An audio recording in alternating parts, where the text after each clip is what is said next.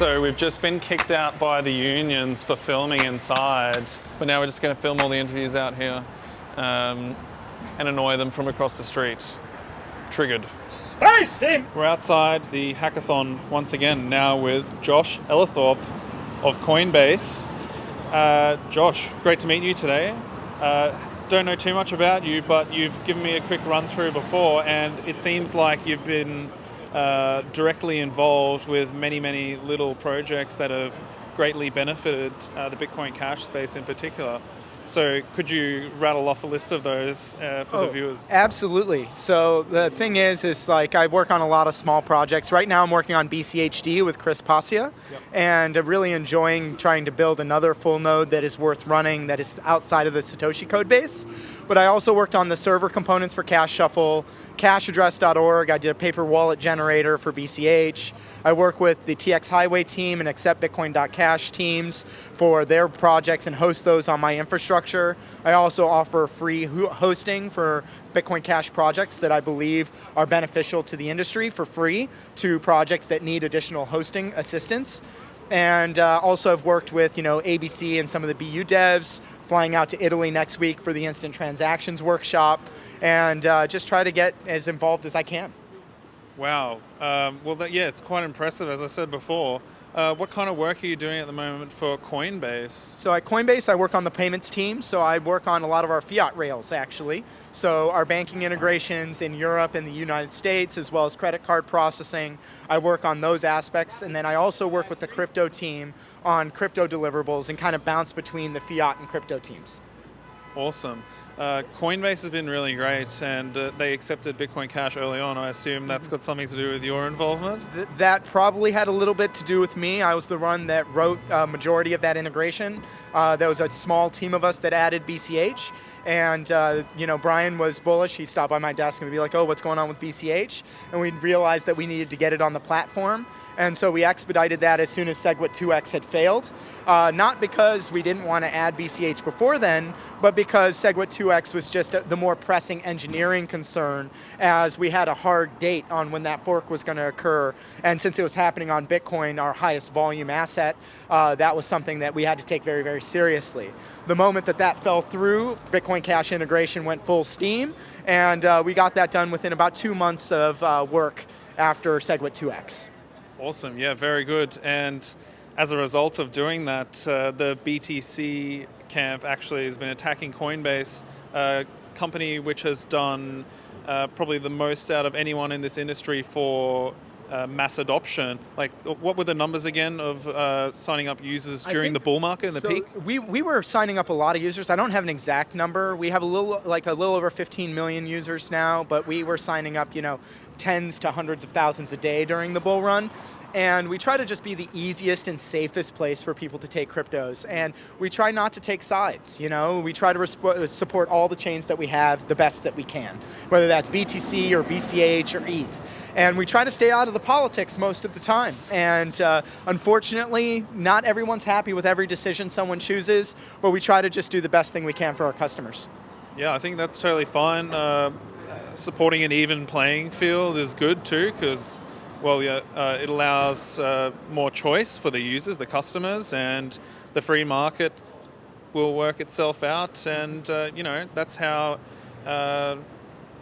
things grow. Mm-hmm. So you've been around since 2012. You told me in the Bitcoin space. So you've bore witness to the entire scaling war. Yep.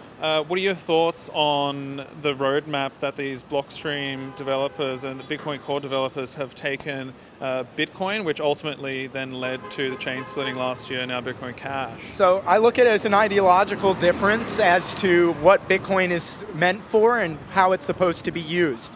And everybody's going to have their own opinions on what Bitcoin is. Some people are, on the BTC side are a lot more concerned about store of value, and they believe that it should be kind of an underpinning to the existing financial system. And they look at it as, it's okay if fees are a little higher, it should be for larger amounts, you shouldn't be doing micropayments, and they're betting on second layer solutions like Lightning to be able to address more commerce use cases and direct transactions.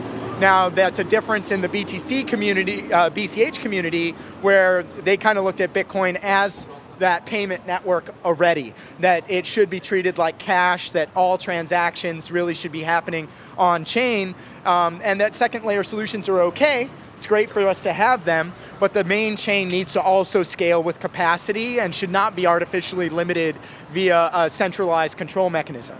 And so I look at it as an ideological split. I look at them as both, offshoots of Bitcoin with different philosophies on how it should scale. And we're going to let the free market decide as to what ends up winning in the market. That being said, I am a fan of second layer solutions. I just don't think that we should starve the main chain and that we should strive to try to scale the main chain as much as we can. And I want to see us try. And now we have people attacking it from different angles. And honestly, any of the solutions that end up working, I think can easily be adopted into the respective chains. So I think that this is great for the benefit of everybody. I would totally agree with everything you just said there. It's pretty well known now, I would say, that the Lightning Network would actually, in fact, work a lot better on a base layer that has bigger block sizes. And you then would not be sacrificing that base layer for the sake of the second layer solution only. And it appears to be what this group have done. And so, anyway, now we've got two versions, two different camps, and each one has gone their own way, and we don't really need their involvement anymore, but... we have different developers, we're focusing on different things, and we're going to see what scalability actually works. And, I'm a fan of layer 2 solutions, and if they end up being better than transacting on the main chain, great. But let that happen in the open market. Let them actually win because it's a better solution, not because of other incentives that push people towards those solutions. And I think a lot of the tech for Lightning is pretty cool. I think there's use cases that are real there, but I also think that there's a lot of challenges there that haven't been quite figured out yet that are going to take time to resolve. And I don't think we can just put scaling on pause until a new solution is ready. I think we need to scale as demand is needed to make sure that the user base is satisfied and can continue to transact. Exactly. Well, now since the chain split last year, we've seen two pretty prominent things. One being that merchant adoption on BTC has actually been declining, while BCH merchant adoption is exploding in places like Queensland, Australia, where I live. So down in Brisbane and up north in Townsville, Cairns, these places have the highest density, highest concentration of merchants anywhere in the world. Yeah. And it's as if there's new ones coming on every day. I'm totally blown away all the time. So that's the first thing. And then secondly, as we've seen today up at the hackathon here, there are no cool projects being developed on the BTC chain anymore. And this is partly coming down to things like the high fees. In the case of Cointex, I know they've said that was an idea they wanted for Bitcoin earlier on, but they couldn't do it, had to be scrapped.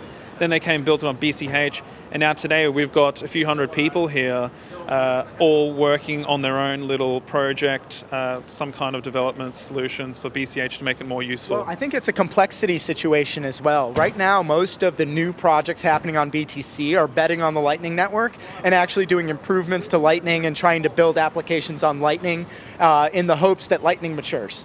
And they're betting a lot of their resources there. So with the limited op return values on BTC, it's easier to develop for BCH. A lot more tools are available, and the sophistication level to actually get involved is dramatically reduced. To be able to build tools on Lightning is more complicated. That's going to limit your developer pool. And I think it's really important that anybody can be able to develop for these.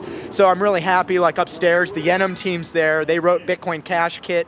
They actually talked to the Bitcoin Kit developers, and actually they're transitioning that to Bitcoin Kit as they're handing the reins over to the Yenum team. And it's going to be a library for both BTC and BCH that allows iOS developers to develop applications much faster. But the reality is that the usage of that library is far higher on BCH today, mainly because most of the wallet work that's happening on the BTC side is trying to build on things like Eclair and the other Lightning wallets rather than building better tools on the base chain. Indeed. Okay, well, what kind of tools are you most looking forward to that are being developed before our very eyes here? Is there anything in particular? So I'm really a huge fan of tools that do blockchain indexing and broadcasting and provide RESTful APIs. So I really do like Bitbox and the Bitbox REST interfaces to make it easier for developers. Those are open source. You can bring those up yourself. So even if your app is pointing at a particular Bitbox instance, you could actually have multiple coded in your app, do round robins, and actually contact different servers. Then there's BitDB that does full indexing of op return and transaction data as of the latest release. Makes it trivially easy for you to query the blockchain, get transaction data, op return data, stuff from Memo or BlockPress, and be able to easily pull that into your applications with query languages that look like Mongo. And then Unwriter just released BitQuery, which actually can transform those responses into API responses that look more like modern day widely used APIs, like Twitter API or Facebook API, where you can actually transform the structure of the return JSON and the key structure to actually have better values there. Awesome. Okay, thanks very much, Josh. I think we'll wrap it up there and head back inside. Sounds so great. Thanks for taking the time. Anytime. Thanks so much. Awesome. Great meeting you, dude. Yeah.